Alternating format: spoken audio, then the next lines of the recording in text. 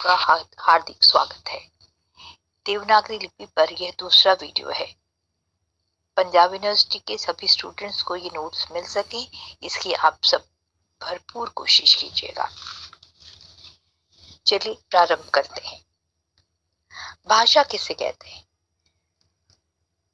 भाषा अभिव्यक्ति का एक ऐसा सार्थक समर्थ माध्यम है जिसके द्वारा मनुष्य अपने भावों और विचारों को अन्य लोगों के साथ सुनकर, बोलकर, लिखकर या पढ़कर साझा करता है। बोली क्या है? भाषा का क्षेत्रीय रूप बोली कहलाता है। जब तक किसी बोली के लिए लिपि नहीं होती, तब तक वह भाषा का अंग नहीं बनती। जब तक बोलियां अपने वाचक रूप में होती हैं, उनकी कोई लिपि नहीं होती, अर्थात लिखित रूप में नहीं होती, भाषा नहीं बन पाती।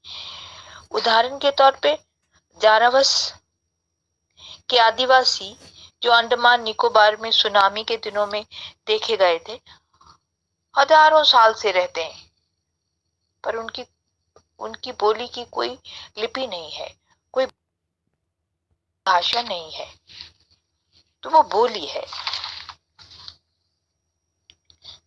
जब आसपास के क्षेत्रों में मिलती जुलती बोलियों को मिलाकर एक मानक व्याकरण तैयार हो जाता है, तब वे बोलियां भाषा का अटूट अंग हो जाती हैं। अतः किसी भी क्षेत्रीय बोली का लिखित रूप में स्थिर साहित्य वहां की भाषा कहलाता है। लिपि क्या है? स्क्रिप्ट किसे कहते हैं? किसी भी भाषा को लिखित रूप देने के लिए जिन निश्चित चिन्हों का प्रयोग कर लिखने की विधि अपनाई जाती है, उसे लिपि कहते हैं। अर्थात ध्वनियों को लिखित रूप में प्रकट करने के लिए जिन निश्चित चिन्हों का प्रयोग किया जाता है, उसे लिपि कहते हैं। माना जाता है कि वर्तमान में मुख्य 40 प्रकार की लिपियां प्रचलित हैं। अकेले भारत में 11 प्रकार की मुख्य लिपियों का प्रयोग होता है। लिपि लेखन पद्धति, लिपि लेखन पद्धति की बात करें तो ये 4 ढंग से लिखी जाती है। चित्रलिपि, इसमें चीनी भाषा आती है, जापानी भाषा आती है। चीनी लिपि में जो चित्रलिपि है, चीनी भाषा में 3000 से अधिक कैरेक्टर हैं। अरबी भाषा जिस पद्धति में लिखी जाती है, उसे संश्लिष्ट लिपि कहते हैं। रोमन लिपि के बारे में आप सब जानते हैं, जिसमें अंग्रेजी लिखी जाती है। सबसे अधिक इसी लिपि का प्रयोग होता है दुनिया में। अंग्रेजी सहित 250 से अधिक भाषाएं अपनी सुविधा से क्रम आदि बदलकर रोमन लिपि का प्रयोग करती हैं। चौथी पद्धति है अक्षरिक लिपि, जिसमें हिंदी, संस्कृत, बंगला, गुजराती इत्यादि भाषाएं लिखी जाती हैं। भारत में अधिकांश लिपियां अक्षरिक ही हैं। अब चलिए बात करते हैं देवनागरी की लिपि के गुण दोष और विशेषताओं की। सबसे पहली विशेषता है इसकी कि ये ब्राह्मी लिपि से इसका उद्भव और विकास हुआ है, और इसके कारण यह सर्व प्राचीन लिपि मानी जाती है। इसे देश विदेश सभी बड़े बड़े विद्वान इसे सबसे प्राचीन लिपि मानते हैं। प्राचीनता का प्रमाण बादामी कर्नाटक की ब्रह्मा सरस्वती की युगल मूर्ति में ताड़पत्र गुच्छ पर मिलता है। नारद के अनुसार ब्रह्मा जी ने वेदों के संरक्षण के लिए इस लिपि का सर्जन किया था। एक अरबी विद्वान है जिनका नाम है अल बरूनी। उनके हिसाब से पराशर ऋषि के पश्चात लेखन का चलन लुप्त सा होने लगा था। लिपियों को वेद व्यास जी ने पुनः जीवित किया। ये सभी ग्रंथ संस्कृत भाषा के हैं तथा संस्कृत भाषा की लिपि देवनागरी है। बर्नेल ने इसे आदि लिपि माना, 4वीं-5वीं शताब्दी के मध्य। नारद स्मृति में इसे ब्रह्मा से उत्पन्न माना गया है। चीनी ग्रंथ और उसके एक चीनी यात्री ने भी इसे 4वीं-5वीं ईस्वी पूर्व का माना है। ललित विस्तार के अनुसार बौद्ध ग्रंथ में जहां 64 लिपियों की चर्चा है, उसमें बम्मी ब्राह्मी को प्रथम स्थान प्राप्त है। बौद्ध धर्म में धर्म को भी धम्म कहते थे, इसलिए ये माना जाता है कि जो बम्मी कहा गया है वो ब्राह्मी लिपि को ही कहा गया है। अतः ब्राह्मी लिपि जिसे देव लिपि माना गया है, जो वेदों के संरक्षण के लिए थी, का उल्लेख स्मृतियों, पुराणों, जैन दर्शन, बौद्ध ग्रंथ, यूनानी, अरबी, चीनी विद्वानों इत्यादि द्वारा मिलता है। महत्वपूर्ण है कि पाणिनि जैसा विद्वान और उनकी विरचित जो व्याकरण थी, उसमें भी इस लिपि के बारे में लिपि मिलती है। पाणिनि को देसी विदेशी सभी विद्वान, विदेशी विद्वान मूल रूप से द फादर ऑफ लिंग्विस्टिक्स कहते हैं। दूसरी विशेषता की बात करें तो ये सर्वाधिक वैज्ञानिक है। सुनियोजित वर्णमाला है इसकी, ध्वनियों का सुनियोजित वर्गीकरण है, स्वर व्यंजन का वैज्ञानिक क्रम है। अर्थात ऊपर की सभी खूबियों को देखते हुए यदि हम देवनागरी लिपि की विशेषता की बात करते हैं तो उसकी वर्णमाला का क्रम वैज्ञानिक है। आइए समझें कैसे। हिंदी भाषा में प्रयुक्त सबसे छोटी ध्वनि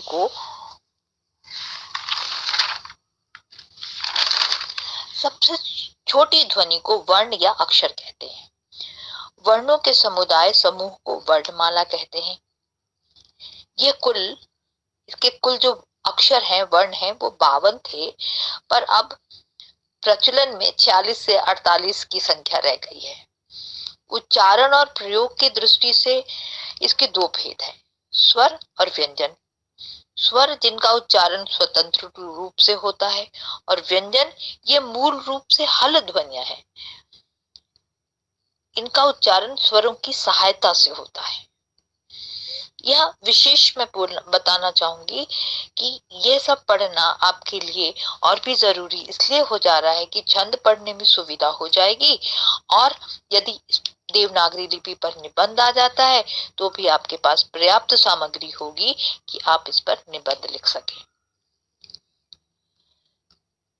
फिर आइए देखते हैं, स्वर में भी आगे विभाजन है। ह्रस्व स्वर, शॉर्ट वॉवल्स, अ, ई, उ, री, ये 4। जब आप छंद पढ़ेंगे तो देखेंगे इसकी एक खड़ी पाई की तरह एक मात्रा गिनी जाती है, इसे मूल स्वर भी कहते हैं। दूसरा है दीर्घ स्वर, लॉन्ग वॉवल्स, आ, ई, उ, ए, ओ, औ। इसको छंद में जब आप गिनेंगे, मात्रा गिनेंगे, तो इस पे एस का निशान लगाएंगे और उसे गुरु गिनेंगे, है ना। प्लुत स्वर हिंदी में प्रयोग नहीं होते, संस्कृत में होते हैं। व्यंजन की बात करें तो 25 व्यंजन जिन्हें हम स्पर्श वर्ण कहते हैं की यात्रा बहुत ही वैज्ञानिक है। ये यात्रा कंठ से प्रारंभ होकर होस्ट तक जाती है। पहले वीडियो में हमने देखा था, कंठ से कवर्ग, तालु से चवर्ग, मूर्धा से टवर्ग, दंत से तवर्ग तथा होस्ट से पवर्ग। इन सभी के अंतिम वर्ण का उच्चारण स्थान तो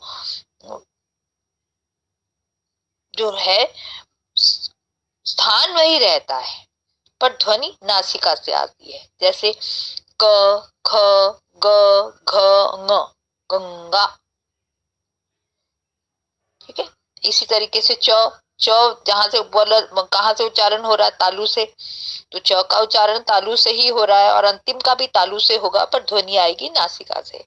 जैसे च, छ, ज, झ, ञ, व्यंजन, ठीक है। फिर हम बात करते हैं अंतस्त्य ध्वनियां। अंतस्त्य व्यंजन की दुनिया अत्यधिक वैज्ञानिक है। हमारे शरीर में 7 चक्र माने गए हैं। इन चक्रों में अपनी ध्वनि होती है, जिन्हें हम अंतस्त्य ध्वनियां कहते हैं। वो हमारी इस अंदर के जो चक्र हैं उनकी मूल ध्वनियां हैं। जैसे मूलाधार की ध्वनि है लम, स्वादिष्ठान की ध्वनि है वम, मणिपुर की रम, अनाहत यम, विशुद्ध चक्र की हम, आज्ञा चक्र की ऊ तथा सहस्रार चक्र की ओम। है ना बहुत वैज्ञानिक। अब जानते हैं अक्षर का अर्थ है जो नष्ट नहीं होता है, ध्वनियां भी कभी नष्ट नहीं होती। इसी प्रकार इसी आधार पर ध्वनि तरंगों को हवा से पकड़कर पुनः सुना जाता है। इसी तरह से ऊष्म और संयुक्त व्यंजन भी विज्ञान से जुड़े हुए हैं। एक और विज्ञान जो हमें दुनिया से अलग पहचान बनाने में सहायक है। हम सभी जानते हैं कि हमारा शरीर 5 तत्वों से मिलकर बना है, जल, वायु, पृथ्वी, अग्नि और आकाश। आप जानते हैं यह आकाश ध्वनि से जुड़ा है। इस कारण ही मंत्र विज्ञान शरीर से आकाश तत्व को संतुलन दे पाता है, 5 तत्वों का संतुलन बना लेता है ना आश्चर्य की बात। दुनिया इसी कारण योग, प्राणायाम, मंत्र, आध्यात्म की शरण आना चाहती है और हम इसकी वैज्ञानिकता समझते ही नहीं। और आप समझेंगे और पूरी देवनागरी लिपि कंठस्थ कर जाएंगे, लिखना भी सीख जाएंगे और पढ़ना भी सीख जाएंगे। आप जानते हैं देवनागरी लिपि को घोष, मृदु, अघोष, अल्प प्राण, महाप्राण, अनुनासिक आदि में भी बांटा गया है। बिंदु, चंद्र बिंदु, जिसका अंतर आपको बताया गया होगा कि यदि आप हस लिखते हैं, ह और स लिखते हैं तो उसका कोई अर्थ नहीं है। उस पे एक बिंदु लगा दीजिए तो वो पक्षी बन जाएगा, हंस। उसी पे यदि आप एक चंद्र बिंदु लगा दीजिए तो वो आपकी खुशी बन जाएगी, हंसना, है ना। आदि बारीकियां किसी भी अन्य लिपि में उपलब्ध है ही नहीं। इस भाषा की, इस लिपि की एक खासियत है, ये जैसी बोली जाती है वैसी लिखी जाती है, जैसा हमने पहले पढ़ा था। इसीलिए इसकी जो मात्राएं हैं वो व्यवस्थित है, शिरोरेखा है, लचीलापन है इस भाषा लिपि में, भूमावृत्ति से जुड़ी हुई है। भूमावृत्ति यानी उपजाऊ जमीन से जुड़ा रहना और जहां जो समृद्ध मिल जाए उसे ले लेना, पचा लेना। प्रत्येक ध्वनि के लिए एक चिन्ह प्रयोग किया जाता है। ध्वनि प्रधान लिपि है। मात्रा की बात करें तो ई, जैसे हम लिपि लिखते हैं, हमने पहले भी इसकी चर्चा की थी, इल इप लिखते हैं पर पढ़ते लिपि है। इसको छोड़ दें तो सभी मात्राएं व्यवस्थित हैं। अब शिरोरेखा की बात करते हैं। गुजराती भाषा में शिरोरेखा नहीं लगाई जाती। इसको देखकर बहुत सारे नहीं, बहुत थोड़े से लोग हैं जो कहते हैं इसको हटा दिया जाए, पर यह तर्कसंगत नहीं है, क्योंकि शिरोरेखा द्वारा प्रत्येक शब्द को अलग से पहचान मिलती है। इसलिए शिरोरेखा लगाना जरूरी है। यदि लगाना जरूरी नहीं होता तो गूगल पे आपको मिलता ही नहीं कहीं लगा हुआ। ये भाषा, हिंदी भाषा, देवनागरी लिपि इतनी जीवंत है कि जिस भूमि से शब्द ग्रहण करती है अपनी लिपि में वैसा प्रभाव व परिवर्तन उत्पन्न कर लेती है। जैसे क, ख, ग, ज, फ के नीचे बिंदु लगा दिया गया, जिसे हम नुक्ता लगाना कहते हैं। हम अब क्या कहते हैं, जिंदगी, गलत, खामोशी, बिंदी लगी है, इसी कारण ये उच्चारण हो पा रहा है। फिर देखिए कॉलेज, डॉक्टर, इस पे एक चंद्र लगता है, बिंदु नहीं, एक चंद्र लगता है जो ओ की मात्रा को औ से अलग दिखाता है। इसी तरीके से पेड़, ढक्कन, देखते ना, उसके नीचे बिंदु लगा होता है, उसका एक अलग प्रयोग, एक अलग ध्वनि, है ना। सो इसलिए जो लिखना है, जैसा लिखना है, जिस भी भाषा में लिखना है, देवनागरी लिपि में लिखा जा सकता है। और इसके जो विराम चिन्ह हैं उनके प्रयोग से इसे लिखना, बोलना, पढ़ना और भी वैज्ञानिक हो जाता है। कंप्यूटर की बाइनरी लैंग्वेज के बारे में आप जानते हैं, जो 0 और 1 होती है। 0 का मतलब ऑफ और 1 का मतलब ऑन, तरंगों जैसी भाषा ही है ना। प्रमाण साक्षी है कि यूनिकोड के आ जाने से, यूनिकोड के प्रयोग से हिंदी की देवनागरी लिपि को आकाश तक उड़ान मिल गई है। आज छोटी ई की मात्रा को छोड़कर कोई भी अन्य त्रुटि नहीं है। यह भी एक अलग पहचान है, त्रुटि नहीं है। और आने वाला कल, चाहे वो ब्लॉग राइटिंग हो, चाहे वो यूट्यूब हो, चाहे वो अनुवाद हो, या कंपनियों के विज्ञापन का अनुवाद हो, या किसी आयुर्वेद की देश विदेश की भाषाओं में अनुवाद हो, या किसी भी तरीके के ज्ञान का अनुवाद हो, वो आप देखेंगे कि आने वाला कल जो है वो देवनागरी लिपि का है, हिंदी का है। अब बात करते हैं मानकीकरण की। अब मानकीकरण क्या होता है? मानकीकरण होता है तकनीकी मानकों का विकास करना एवं उन पर सहमत होना, मानकीकरण कहलाता है। जैसे हम भ की तरह एक पीछे लगाकर, है ना, क की तरह एक तरफ लगाकर स्थान पर हम लिखते थे, उससे बहुत धोखा सा लगता था कि ये भ लिखा है कि झ लिखा है, तो झ लिखने का तरीका बदल दिया गया। ऐसे ही भ के स्थान पर गोल लगाकर भ लिखा गया। अब र है, र में उ और ऊ की मात्रा जो है वो नीचे न लगाकर उसके साथ लगाई जाती है।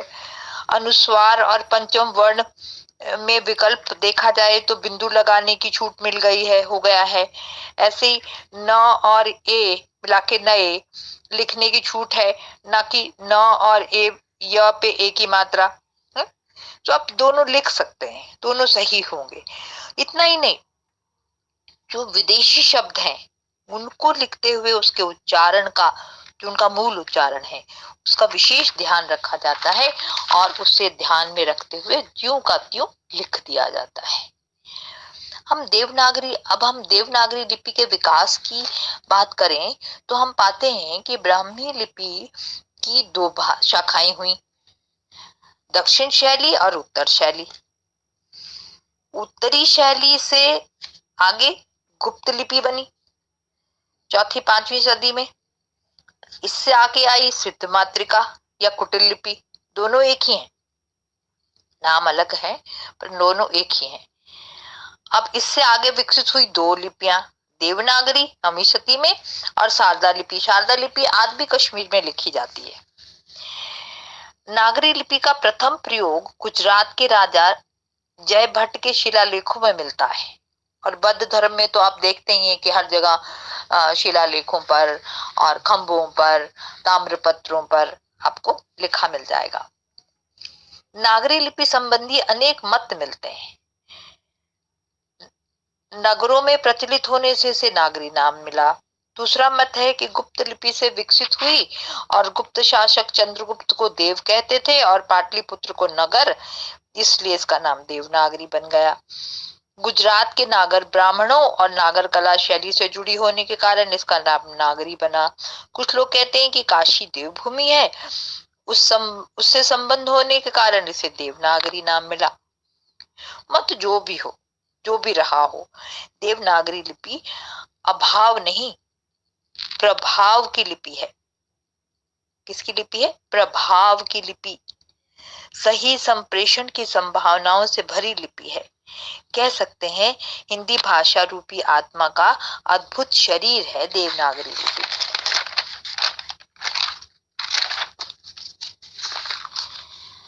देवनागरी की वर्णमाला में पर्याप्त विकास हुआ। जैसे ब्राह्मी से, अब ये जो मैं उदाहरण दे रही हूँ, ये जब मैं 3 साल 4 साल की थी तब मैंने अपने पिताजी से सीखा था, क्योंकि वो ब्राह्मी पढ़ाते थे, खरोष्टी पढ़ाते थे। तो ब्राह्मी में यदि क का विकास देखा जाए तो एक, जैसे अब जमा का चिन्ह लगाते हैं वैसे चिन्ह लगा लीजिए। फिर उस चिन्ह में दोनों तरफ आलस की तरह वो लटका दीजिए हाथ से, आधे से। फिर एक तरफ का हाथ मोड़ के कमर पे रख लीजिए, जैसे उस तरीके से। फिर वो गोल बना दीजिए और एक तरफ का लटके रहने दीजिए। तो ये जमा के चिन्ह से क बन गया। इसके साथ मैं इसका चित्र लगा रही हूँ, उससे आप चाहोगे तो अपना नाम भी लिख सकोगे और मात्राएं भी लिख सकोगे। मैंने कोशिश की है कि उनकी किताब से लेकर मैं आपको दे सकूं वो प्रिंट। और निरंतर विकास से गुजरती आज अपने पूर्ण विकास को प्राप्त कर चुकी है। फिर भी समय व परिस्थितियों के साथ स्वयं को बदला है इस लिपि ने। लोगों के सुझाव देखे हैं, परखे हैं।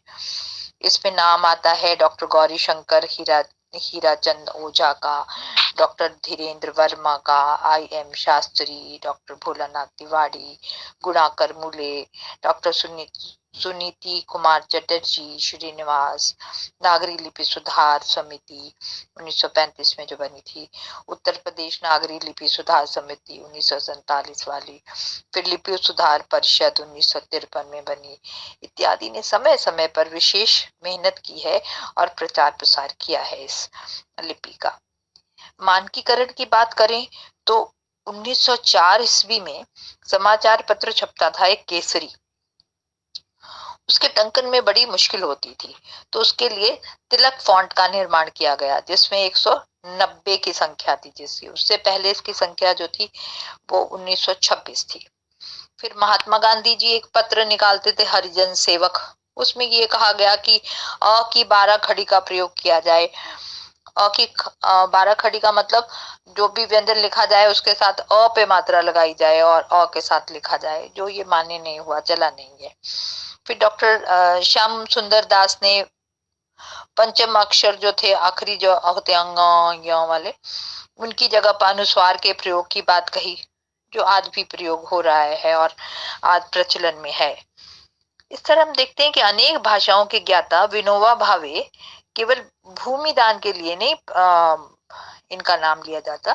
ये बहुत विद्वान थे, इनको बहुत सारी भाषाएं आती थी। तो उन्होंने एक देवनागरी के लिए इन्होंने एक बनाई देवनागरी परिषद की स्थापना की, तथा इन्होंने कहा कि मैं किसी कारण मोह के वश नहीं कह रहा, मैं सच्चाई कह रहा हूं कि देवनागरी को सर्वश्रेष्ठ लिपि मानता हूं, मैं हृदय से स्वीकारता हूं, क्योंकि यह है। अब संक्षेप में हम कहें तो जो बोलियां वाचक रूप में बिना लिपि की रहीं समाप्त हो गईं, और देवनागरी लिपि अपनी वैज्ञानिकता के कारण भविष्य की लिपि बनेगी, भविष्य की लिपि कही जाएगी। और इसलिए आप सब लोग सीख जाइए और दुनिया से जुड़ने के लिए तैयार हो जाइए। ये लिपि आत्मा से जुड़ी लिपि है। ये लिपि केवल उच्चारण के लिए नहीं है, ध्वनि है। और ध्वनि क्या है? आकाश। आकाश ना हो तो हमारा अस्तित्व ना हो। खुश रहिए, प्रसन्न रहिए, घर में रहिए और ध्यान से पढ़िए। धन्यवाद।